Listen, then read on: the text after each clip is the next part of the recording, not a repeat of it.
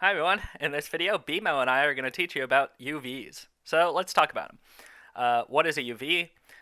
So basically last week what we did was retopology, right?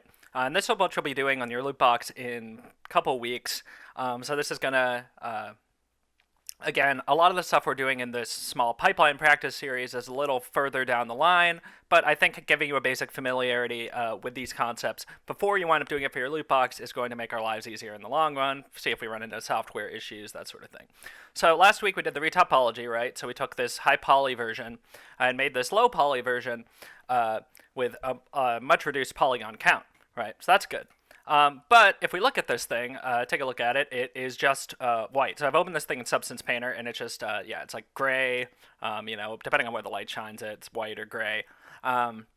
We want it to look more something like this, right? Something that actually has texture on it. Something that looks like it's made of wood. It looks like it's got metal parts, that sort of thing. But before we can start doing that, before we can go into Substance Painter and we start painting textures, that sort of thing, we need to prepare a way for the software to store that texture. So if we look at this quick barrel texture I made, this is the UV map for that texture.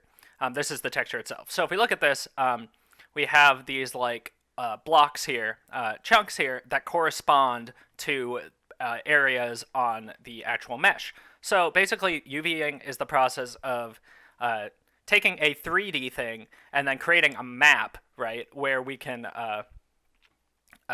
paint on that in a 2D space, and it will correspond. It will be then wrapped basically around the object. So like these parts down here are the top and bottom of the barrel. You can't see those. These are the metal bands. Cool. So, but for the next step of the process, before we even do the textures, we have a couple other maps that we want to bake. When we were taking the high poly version and baking a normal map, which is the other thing we're going to be doing this week, we also need a UV map for that. So this is taking the normal version and then baking a normal map and a ambient occlusion map. If we do that, so this is the normal map for this object. We can see it's the exact same layout as the texture map, right? But they put different values on top of the onto the texture, right? So this is the normal map. This is the ambient occlusion map. But in order to do any of this stuff, so these two or this texture map, we need to create this layout. You can think of this process kind of like it's called UV unwrapping, UV mapping, that sort of thing, because imagine this is how they do with like mapping the Earth, for example. If we look at this, this is the Earth is a sphere, obviously. I'm going to take a hard political stance on that. The Earth is round. We look at it, it's spherical. But when we see a map, that's 2D. So each part of this 2D projection of the Earth needs to correspond to a part on the 3D globe. There's a bunch of different techniques to doing this, each of which has different degrees of distortion. Right. So if we look at some of these projections, the Mercator notably makes Greenland look hot, not hot. It makes Greenland look giant, and Antarctica look giant. But it's also a nice square. Some of these have different advantages and disadvantages as well, right?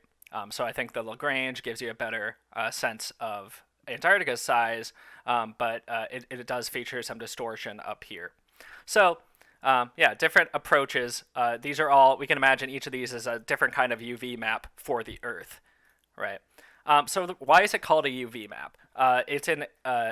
It's just two random letters. They don't stand for anything. So the reason is because we have this two-dimensional space, and we don't want to get it confused with the three-dimensional space. So we have U on the horizontal axis and V on the vertical axis, and those are different letters so that we don't get confused with the X, Y, and Z of the 3D space.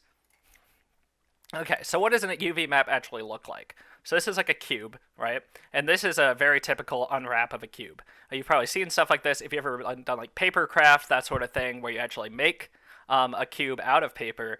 You would have something like this, right? So this is a 2D version of this 3D space. And then when you put stuff on the 2D space, so if we had that map, that would be wrapped around this object in a sense, right? So we look at this. We have this 5 that is mapped to that 5 spot there. So anything we put on this square right here would show up on there. It doesn't have to be a die. This could be, some other cubic item, right? Cool. So these can get obviously more complex. So here's a little stylized type house that has a more complex UV map. And then here's like a Lego person. And if you ever looked at like a texture for a lot of like 3D assets in games, they look really weird, right? So like if I looked at this thing right here, I would not immediately think that this is a Lego person, right? But UV maps are laid out in specific ways in order to achieve specific considerations. So they're thinking about where their seams are going to be, the textile density, and we'll talk about that in a second here.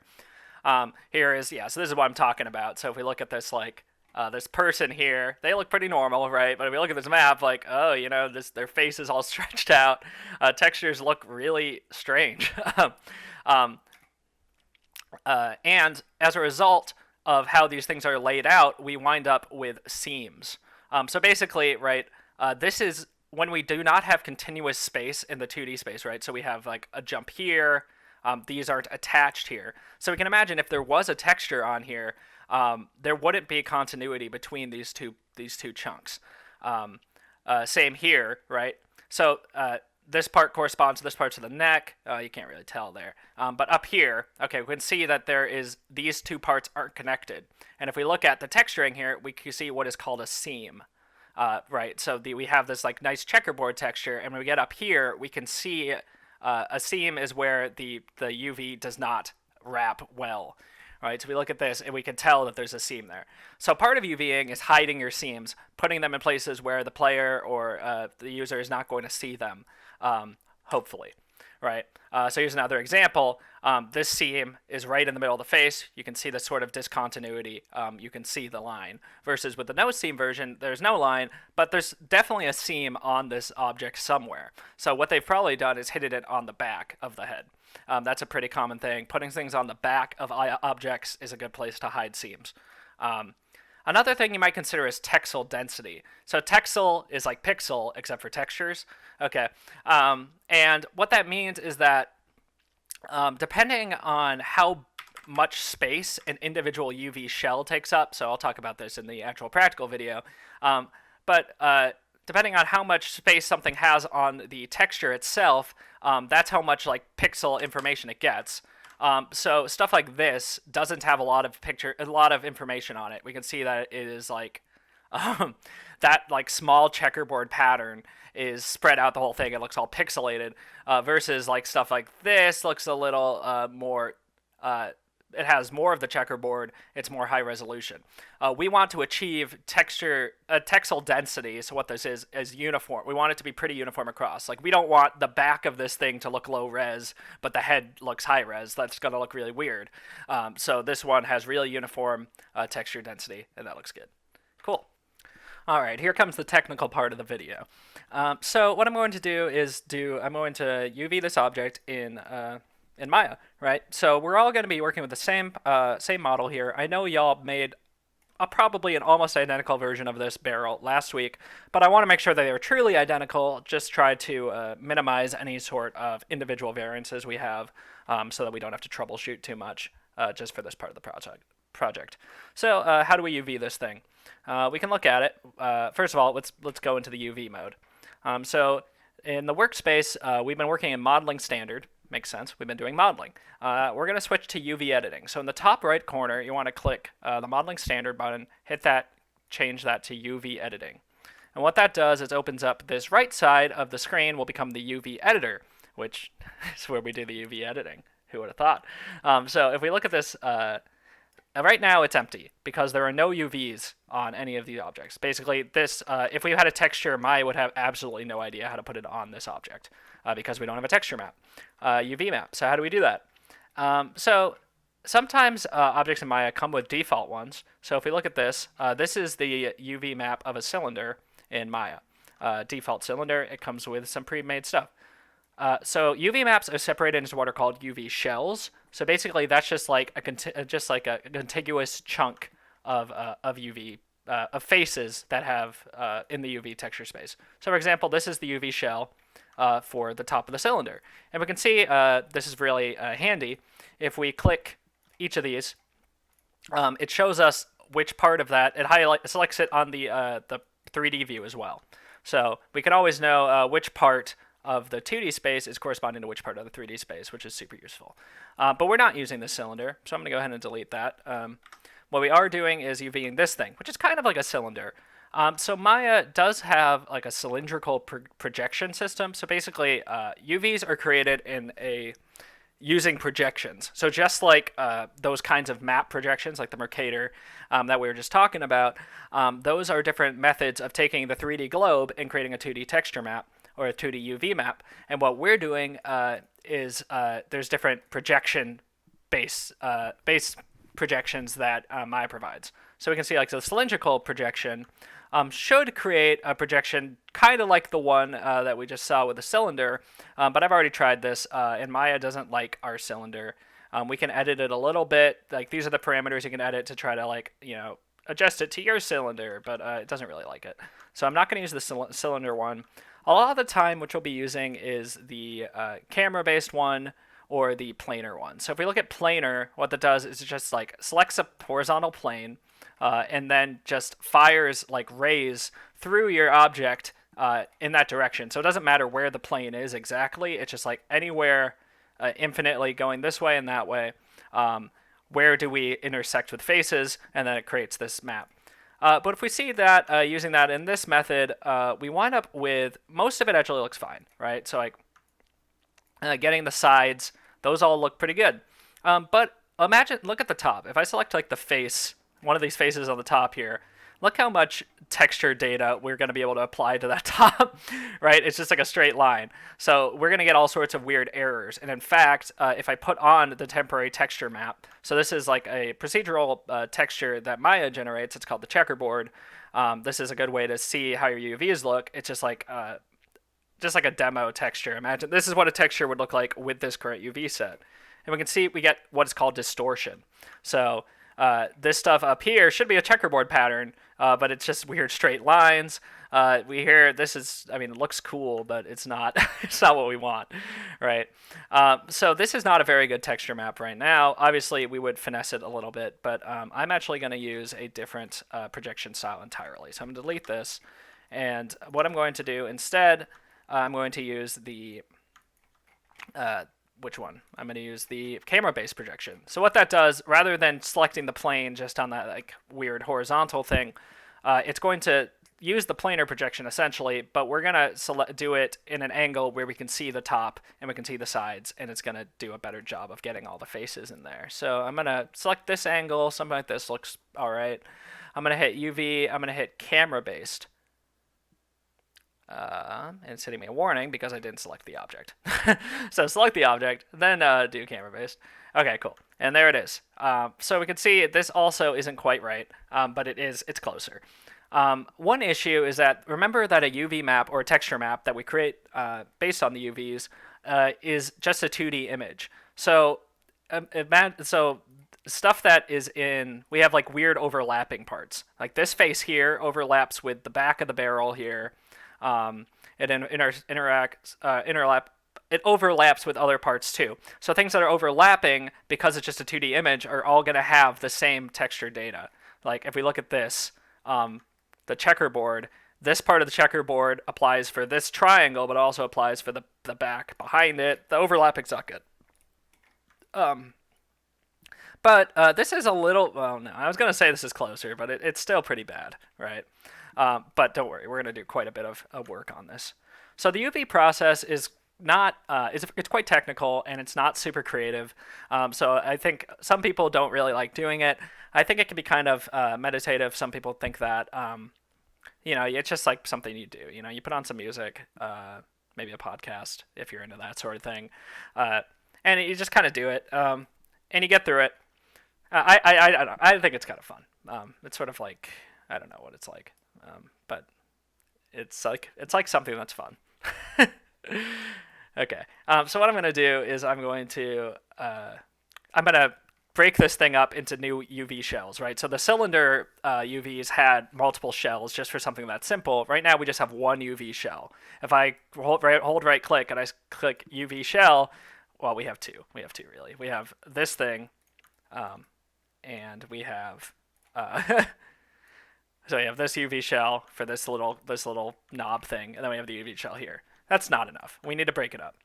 Um, so where so when we break things into shells, when things are in different shells, that's where the seams are. Basically, like there's basically no seams on this thing right now because it's all just like right here. It's all one continuous thing. Um, but we want to break it up into seams because we're getting all sorts of weird distortion problems. So we have to think about where would the seams go. A lot of this is just kind of thinking through what your object is, what it's made of, where do you want the texture to flow versus where don't you want the texture to flow. So for example, I know that in this object, these extrusion things are supposed to be metal bands, right? So this thing, this thing, this thing, and this thing, these rings that go around the whole thing are metal bands. So I don't expect metal to cleanly flow into wood, right? Those are separate materials, separate objects. We can put a seam there. So what I'm going to do is I'm going to go into the top ring here. I'm going to zoom in, and I'm just going to double click this interior ring. So the one around the wood. So not this outer part of the metal, but the interior one. And then I'm going to do the same on the bottom there. So like if we look at this right here, I'm going to hold shift. I'm going to double click that. So it's like the whole edge loop. Now and I hit cut. Sorry. This is in the UV toolkit, which opens on the right side of the screen when you go into UV editing mode. We have a bunch of different UV tools here. Under the cut and sew category, there's a cut thing, and what that does is basically cuts a seam at that part.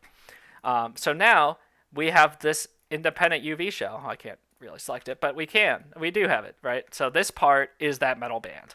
It's its own separate object now. And these white parts we see, those are the seams. We can see all these, like the white border. If you don't see that in the UV editor on this right side, on the right side, the UV editor near the top, there's this button here that basically turns on and off seams visibility. All right, so I'm going to do the exact same thing for the other metal bands too. So just where the wood meets the metal band, just select those. And then hit cut. Okay, so now the metal bands are separate, and so are the wooden parts. So like this part right here is its own shell. This is its own shell. This top is its own shell, and so is the bottom. And so is this, right? So everything is now separated into nice shells. I'm still going to do a little more cutting on the top and the bottom because I don't like how it's currently laid out. I think we can do better, and we can get away with having seams up here. So for example, we don't expect the wood of this, this is like a top, right? Imagine there's a couple planks, a circle on the top of the barrel. Wood is not the same piece of wood that forms the planks of the barrel, right? That's like a separate object, the lid. So where those meet, I can have a cut. So I'm going to select this edge loop right here, and then I'm going to cut it. I'm going to do the exact same thing on the bottom. I'm going to cut that. And then the final cuts I'm going to make here are on the top here. So imagine a piece of wood, a plank, right? So it has like the grain on the side, but then if you look at the end of it, it has a different texture, right? It looks different from the sides. These top parts are like the top of wooden planks. So we can expect those to have a different texture than the sides. So what I'm going to do is I'm going to select that, basically the edges where it switches from being the side of the wood to the top of the wood, the end of the wood.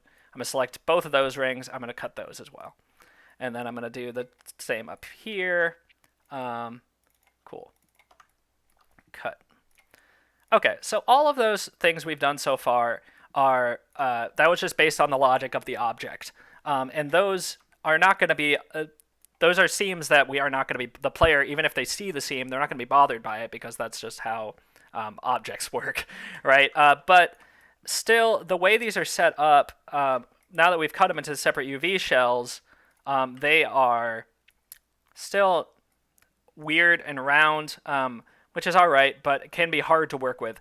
Watch this. If I select all of them, and then you don't have to follow along, but just watch me here. I'm gonna select all of these. I'm gonna hit unfold. Basically, what that does is move them from a weird camera-based angle, right? So like this thing is still at this perspective that I did it from. So it's like at this weird like 45-degree angle. It unfolds them so it's like a top-down view. It's going to be a lot cleaner that way, and they're all circles when we do that. A problem with this is that they are really hard to position effectively in the UV map. Imagine, so the whole UV map has to fit right now. Like, I'm moving things around just like for organization purposes, but the final result has to fit in this area from the 0 to 1 on U and 0 to 1 on V, or I think it's actually U and then V. It doesn't matter. It's UV. Anyway, so having to put these circles in there is a lot harder than trying to arrange like square objects. So I'm going to add some more seams. I'm going to cut these up a little bit more. This is where I have to start thinking of arbitrary seams. So seams that would not be present in the object were it a physical thing, but are present because just because of the limitations of how UV maps work. These are the kind of seams that you want to hide from the player. You want these to be in a spot where they're not going to see it, right? Because you don't want them to like have a big line in the middle of their face, or in the front of the barrel. In this case, we're going to use the back of the barrel because that is like a good place to hide things. They're probably not going to look at the back of the barrel. This is like obviously the front. It has this little knob thing. This would be in like, imagine it's in the corner of a room or something, and they can't move it. They're never going to see the back. So we can put seams there. So what I'm going to do is I'm going to select this entire edge loop on the back. So this is on the complete opposite side of the knob. I'm going to double click it to select it. We don't, however, want these seams on the top and the bottom. Players might see those. And that's we expect this thing to have a continuous texture. So I just deselected the ones that go into the circle by holding control, selecting those two. Okay, so now I've selected all of those, and I'm going to hit cut. So I'm going to do that again. I'm going to hit cut, and what that does, basically align all of these UV shells. So now they're all separate, and they all have a line cut in the middle of them. And it's hard to tell, but if I unfold them, so I select them all and I hit unfold, rather than getting the circles, we've wound up with these lines. Which obviously doesn't look like it's better, but it is better right now. We're gonna fix it, but I just realized that I also need to cut one more seam, and two more seams, based on the exact same logic of the ends of the wood here. Imagine this thing was a chunk of wood. This is like the end of the wood on the knob. So I'm gonna select that edge, and I'm just gonna cut that. And then the cylinder, this is, if I unfold it, let me show you. I'm going to unfold this shell that we left. I'm going to unfold that, the cylindrical part of it, and we get that same circle thing that I'm trying to avoid right now. So I'm going to cut a seam in there as well, just like I did on the back of the barrel, just like I cut one edge on all of these circles. I'm going to cut one here, and I'm going to put it on the bottom, I think, because I imagine the player is probably not going to see the bottom of the knob. So I'm just going to select that one edge, hit cut. Okay, cool. So now I'm going to go ahead and unfold all of these. I'm going to select all the UV shells that we've made. We've laid it out pretty well. I'm going to hit unfold. Okay. So this is obviously an ugly mess. We're going to figure it out. So this part right here is the top. That is good as it is. That's a circle. We expect it to be a circle. That's great. This tiny part here is the knob front. That's great. This tiny part here is the knobs around it. That's it's not great. It needs to be. We want all of these things to be straight. But I just wanted to get the circular stuff out there because if you straighten them, they wind up doing all sorts of wonky stuff, and we don't want to do that. Cool. So I'm going to straighten all of these ones that are basically just lines now. And we can see what I'm talking about here. The edge the cut happened here. So if this edge, right now, this thing is like a ribbon, you can imagine it, wrapped around the barrel. Um, this edge is the same as that edge, and they meet right there in the middle, or in the back where the seam is. So if you select any of the ends of any of these, it's going to be where we cut it. So imagine we had a ribbon, it was a circle, we cut it, and then we can unfold it, and it becomes like a straight line, right? Versus the round thing. The round thing is what we had when they were circles. Okay, cool. So I'm going to straighten each of these, and I've been trying to do these in a batch. And when I was doing, this is like my third take of this video. But I'm going to. So if you straighten them, there's a straighten UV button under the unfold menu. Sorry, I didn't actually explain what the unfold button was. It's under unfold, which is hopefully you figured that out. If you hit the unfold thing here, there's also these straighten UV buttons, and what that does is tries to use an algorithm to try to take these diagonal things and turn them into a straight line. But we want them to be horizontal in this case. I mean, they could be vertical. I just want them to be horizontal. But it snaps it to the closest axis. So if I try to straighten this one, it's going to be a vertical line because it's like close to being vertical. So what I'm going to do is I'm going to press E, and I'm just going to rotate these ones so they're close to being, you want to just get them fairly close to being straight horizontal. Just going to do that manually for all of these UV shells. I know I can be kind of in a messy workplace, right? Like I don't know. You might prefer to move these around so they're not overlapping each other and stuff when you're doing this. But I don't know. I don't really care. I'm kind of a gremlin or something, like a goblin human. Anyway, cool. So I've selected all those. I've straightened them out. Now what I'm going to do is I'm going to select each of them individually, and I'm just going to hit the straighten UVs button. I changed mine to 45. I'm going to change it back to 30. Just going to hit that UV. Cool. Do that. Straighten UVs. Straighten UVs. Okay. You can probably do these in a batch. Let me try it. Yeah, that's fine. You select them all. Okay, cool. And now we have all these nice straight lines. We are like actually almost done UVing this, which is great. These are all these nice straight lines. Each of these corresponds to one of the lines in the thing. So if we look at this, UV shell, this one's this one, this one's this line. That's like a metal band. And we can see if we zoom in on the metal bands, this is the front of it, and then these two are like that part, that like edge of it, and that edge of it down there. So if we go to face, you can see that. Like that is one of these faces, yeah. Okay, so basically everything in here corresponds to one of those. The final thing we want to do is two of the final things. One, obviously this isn't arranged well. We want it to be all within the one space, like I was talking about, the 0 to 1 space. But the other thing is that we want the texture, the textile density to be the same across it. So I'm going to select one of these. This one looks like it's a pretty good size. This is kind of arbitrary, and you can edit it later, but I'm going to select one of these to use as a model. Basically, I'm going to take the texture density from this one, and it's going to resize all the shells so they are the same as that one. Basically, what that means is that, well, let me try that. If I put on the checkerboard now, we can see how much better this looks, right? The whole thing is looking like there's not a lot of distortion. The squares are looking like squares. But the issue with the texture density is that the squares are different sizes, right? So if we look at this, it's a super small UV shell, and it's not getting a lot of texture information, whereas something like this is getting a lot more. And you can see that because the checkerboard is smaller.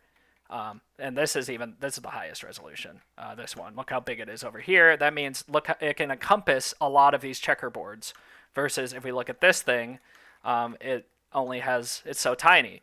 It has room for, like one of the black squares. Okay, so what we're going to try to do is even that out. So I'm going to go to the UV shells, and here I'm going to turn off the checkerboard. So to turn on and off the checkerboard, it's this button up here on the UV editor to the right next to where it says no texture found. I'm going to turn that off because it's impossible to see things when you do that. Again, I'm going to select this one, and I'm going to use it as a model for the texture density. Well, to make this a more informed decision, you can look at this and be like, oh, that's a good amount of checkerboards, right? Like that seems like a pretty good resolution. I think this one, if I make everything the same texture density as this, everything's gonna be too big. So I'm gonna use this one. Let's try that. I'm gonna go to the, I think, how do you do this again? Oh, yeah, it's under arrange and layout. No, it's not. It's under, what is it under in Maya? Sorry, I'm gonna turn off the checkerboard again. It's hurting my eyes. Transform. Yes, it's under transform. Okay, so if you press the transform menu, I lost it already. There you go. And you scroll down to the very bottom, it says texel density. So that's pixel per unit of this thing. So basically, that's just how many checkerboards, essentially, how much data is being stored in there. How big is this thing? So to do that, we're going to get this one. So we're going to take, it's 32 in this case, but some of these have different ones. That one's also 32. Nope, they're all, I think it's confused. That's not quite right. But, okay. But this one has 30, is it? Okay, these definitely don't have the same texel density, so I'm a little confused why it's saying they do. Anyway, I'm just going to try it and see what happens. I'm going to get this 32. So what that means is I'm going to take that 32, basically just copy it to a clipboard. And then, okay, so sorry. The get button actually, I see, that's the issue. I always forget about this. The get button will take the current thing and it'll get the current value, right? It'll go retrieve it. So this one is actually not 32, it's 114. So I hit the get button. And what I'm going to do is I'm going to set that, which means I'm going to select all the other ones and I'm going to set it. Basically, I'm going to take all of them and make them 114. So I press the set button. And you can see what that did was resize everything so it has the same texel density. These two circles that used to be different sizes are now the same size. And everything should have about the same amount of things on it. So it made this one smaller and it made this one bigger to encompass more. Okay, great. So again, how I did that was I selected one, I hit get, then I selected all of them and I hit set. Cool. The final thing, first of all, I don't like this. Sorry, I'm bothered by how this isn't straight. Will it let me snap it? Yeah. So I'm going to hold J while I'm snapping. I'm going to rotate all of these so they're straight. And you can see, the reason I'm doing that, if we look at this texture, you can see how this is like diagonal, right? This part, the checkerboard is not straight like it is on everything else. That's because this part is diagonal. So I'm going to press E to rotate. I'm going to hold J. I'm just going to rotate it. Oh, no. It doesn't want to. These are not snapping to the right spot. I'm just going to eyeball it. That's probably fine. And you can do that. You can move it until you see this line right here. It's hard to tell, but this line, I'm pointing at my screen like you can see it. God. It's been a long week. You can see this blue line, this vertical one. I'm using that as a gauge, and I'm trying to get it so it doesn't have any of that stair stepping in it. So basically, like, I want it to be a straight line. That's as good as I think I'm going to get it. It doesn't have to be perfect. It's really fine. See, I could straighten this. Oh, actually, let me see if it'll work. I'm going to try to select that. I'm going to go to unfold. I'm just going to hit straighten UVs. Yeah, okay. That straightens it. Sounds straight now, but let me try hitting straighten shell. Yeah, okay, that works. Okay, so I'm actually going to select the vertical line here. I'm going to hit straighten shell under the unfold menu, and that should straighten the thing out. I don't want it to be completely straightened. You'll see if I select this object, this UV shell, and I hit straighten UVs, it becomes no longer a circle. It wants to become like an octagon or something, which is not quite right. Okay, cool. We're almost done. So we did the texel density. The final thing is we just have to arrange them inside there. So you can probably get some good results doing it manually. If you are really into control, and want things to be exact. But Maya will actually do things for you too. I'm going to select all these UVs. And what I'm going to do is I'm going to close all these menus that I've had open. I'm going to arrange and layout. And then I'm going to hit, where is it? Layout button. And what that's going to do is it's going to systematically put them all in here. Okay. So now all of those are inside the 0, 1 space. That's great. They're all bumping up against each other though, and that's going to make it hard to paint and stuff. So what I am going to do is I'm going to change the layout settings so that it adds what's called some padding. So I'm going to go to how to do that. The layout is under UV. It's under UV layout. Sorry, I forgot where the settings are for this. Give me a second. I think I have to switch to no, there's not a UV menu. Oh, and I undid something. What did I just do? Oh, I undid the layout. I already undid the layout. Duh. Oh yeah, sorry. It's up here. I'm being silly. It's in here. It's one of these. Modify. Cut so select. Sorry. It's one of these menus. I forgot to practice this part. My mistake. Tools. Goodness gracious. There we go. Okay, it's under Modify. We're going to go to Layout, and then I'm going to click this little box next to Layout. What that means is that I'm going to edit the settings for the layout thing. And I'm going to go in here. You can edit things like packing iterations, so that's basically how many times does it try to make an optimal layout. So obviously doing this more times is going to be harder on your CPU. I'm going to do 8. Let's just see. But what I am going to do, I don't want it to rotate the shells because I've already laid them out the way I want to. If I pick rotate shells, what it's going to do is it's going to, try to finagle them in weird ways, which might get you more texture resolution, but also might not look good. And then I'm going to UV. I'm going to add pixel shell padding, maybe 50. So what that is between shells, we're going to put 50 pixels between them. And then I'm going to put 50 pixels between the tiles as well. I'm also going to change the texture map size to 2048. I think that's a good compromise. Cool. And then I'm going to hit Layout UVs. And what that does, it's going to try to do it now, given what I just did. And look how much better that looks. Everything has some padding between it, so I can tell which shells are individual shells. And this looks great. This is a pretty good UV map. I think this one is... Sorry, this is not that important, but I am going to rotate it. Now, there we go. Cool. Yeah, so we can see there's not a lot of distortion. All the checkerboard things are squares and about the same size. I'm sorry, I always get upside down. And that's about it. So I'm going to turn off the checkerboard. What you'll submit for this assignment, for this first UV part, is just take a snipping tool or whatever. Take a screenshot of just your UV map. You can do it, actually, just this whole area. Do from your perspective view and your UV map. Cool. All right, thank you for following along. I know there were some mistakes there, but we got through it, and I'm excited to help you do the next part. So what we're gonna do is we're gonna use this UV map in the next video to bake textures, bake the normal map and the ambient occlusion map, and that is a lot less technically difficult, and hopefully it will take us a lot less time. Thanks for following along. See ya.